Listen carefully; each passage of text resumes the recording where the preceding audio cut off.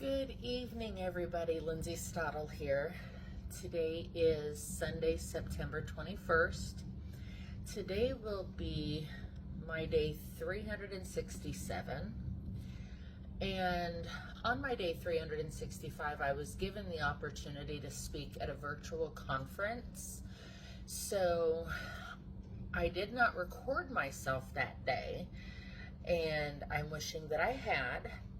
So I am going to give you guys today my day 365 speech, even though I'm past 365.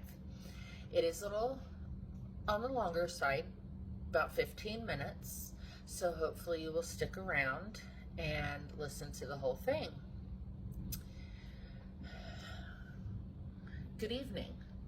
My name is Lindsay Stadel. I am a wife, a mother, a grandmother, an entrepreneur, and a survivor.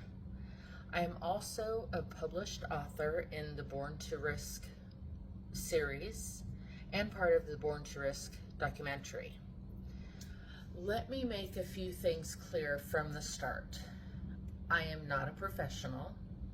I am not a licensed therapist, counselor, or doctor. Far from it. But I am someone with firsthand experience. I've walked through the fire of hell, depression, anxiety, and even suicide. And I'm here to tell you that firsthand experience matters. It comes with a different kind of authority, the authority of survival. About 8 years ago, my life took a devastating turn. I was in a dark place, overwhelmed by pain and hopelessness, and I attempted to take my life. I truly believed that in that moment, the world and the people I loved the most, my kids, would be better off without me. But here I stand today, not because I was stronger than anyone else, not because I had all the answers, but because I survived. And my survival gave me a second chance to heal, to learn, and to tell my story so others don't have to carry their pain in silence. My story is also about risk, the kind that the Born to Risk project talks about. We often think that risk means starting a business or climbing a mountain. But sometimes risk is being honest about your pain. Risk is asking for help. But the biggest risk is choosing to live when everything is telling you not to. So today I'm going to give you a little bit of mental health education, some signs and symptoms to look out for in someone who's struggling. I'll explain what TBM means, and I'll give you some ways to help. So let's start off with depression. Depression isn't just sadness. It's an emptiness, a weight that makes even getting out of bed feel impossible. For me, I wasn't just feeling down. I was truly believing that I had no purpose, no worth, and no reason to exist. Next up is anxiety. Anxiety isn't just worry. It's constant fear. It's racing heart when you're sitting still. It's questioning every decision, every word, every action until you're exhausted from the inside out. My anxiety had me believing that I was worthless. Now on to suicide. Suicidal thoughts are not a choice. They're the result of unbearable pain, and that pain can come from many places. Trauma, loss, isolation, abuse, illness. For me, it was a storm of lying, cheating, stealing, self-doubt, and hopelessness that convinced me death was the only way out. But here's what I learned. Suicide doesn't end the pain. It passes it on. And if we can intervene, if we can notice the signs and offer support, we can help someone choose life. So, how do we recognize the signs and symptoms if someone we love is struggling? That's where TBM, talk, behavior, mood, comes into place. It's a simple way to remember the three main areas where warning signs show up. Let's start with T for talk. Sometimes people give us clues in the words that they use. They might say things like, I can't do this anymore. The world would be better off without me. I just want it all to stop. In my own life, I said words just like these. I told people that I was fine when I wasn't. I joked about not being here anymore to see what they would say, hoping someone would see through my smile. But at the same time, I was terrified of saying the words outright. I want to die. If someone you know is talking about hopelessness, being a burden, or not wanting to live, pay attention. Don't brush it off as drama or attention seeking. Those words are often cries for help. Next is B for behavior. Behavior changes are another sign. For me, it looked like withdrawing from friends, skipping things that I used to enjoy, not answering phone calls or texts. I stopped caring about the things that once mattered. Other behaviors can include giving away possessions, which I did a lot of. Increased use of drugs or alcohol. I was drinking at least a 12-pack of beer every day by myself. Reckless behavior, as if life doesn't matter. I would go walking in the middle of the night down the highway, hoping that an unsuspected motorist would end it for me. Or even suddenly seeming at peace after a long struggle, which can mean that the person has already made the decision to end their life. Looking back, I can see how my behavior was screaming what my mouth could not. People around me saw the changes, but they didn't know how to respond. Now the M for mood. Mood shifts can be subtle or dramatic.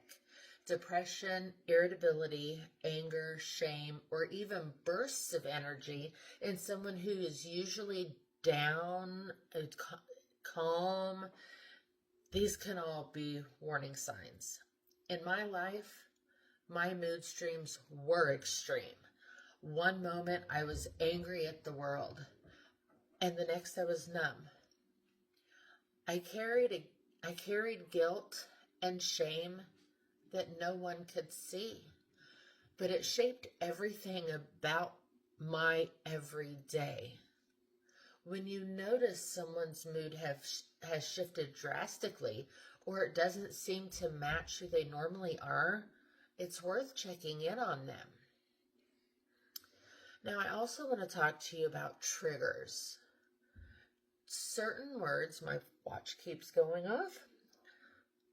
Certain words, experiences, or memories can spark overwhelming emotions. For me, words tied to failure or rejection hit hard. When someone said, "You're not good enough," or "Why can't you just get over it?"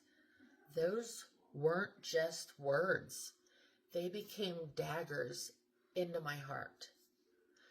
This is why language matters. The way we talk about mental health, suicide, and pain can either build bridges or burn them to the ground. Saying you're just looking for attention or others have it worse than you, that doesn't help. What helps is listening, validating their struggles, and reminding them that they are not alone. Here are some ways that you can help if you notice changes in TBM. Start the conversation. It's okay to ask, are you contemplating suicide? Or, how is your mental health today? Asking won't put the idea in someone's head. If they're already thinking about it, it's already there. But it shows that you care. Listen without judgment. You don't need to fix everything. Just being there matters. Remove the pressure. Sometimes people just need space to breathe, not advice, not solutions. Encourage professional help. Therapists, doctors, or even crisis lines. They can offer tools and support that saves lives that many of us don't have. And stay connected. A text, a phone call, a quick unannounced visit, those small acts can remind someone that they're not forgotten. When I was in my darkest moment, one of the things that helped me most was knowing that someone saw me, that someone cared enough to show up. My journey hasn't been easy. Healing is not a straight line. There have been setbacks, days where I felt the pain was unbearable. There were days that I wondered if the fight was even worth it. But every single day brought me to here, to day 365 of a challenge that started when Amelia Roman challenged me to go live on Facebook for just 30 days.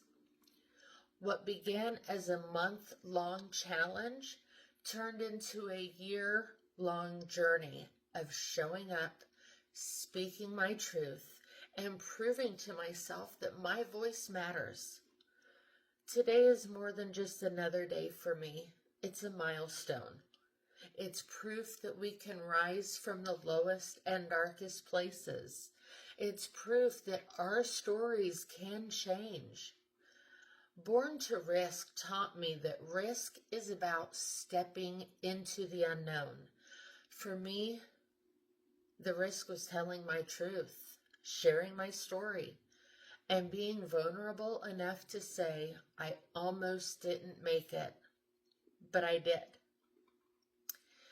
If you take nothing else from me today, take this. You are enough.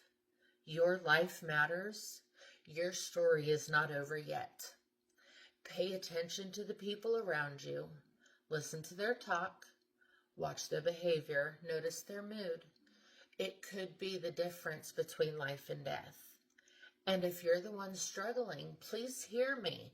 You are not alone. Asking for help is not weakness. It is the bravest thing you can do. My name is Lindsay Stadel. I am no longer a victim.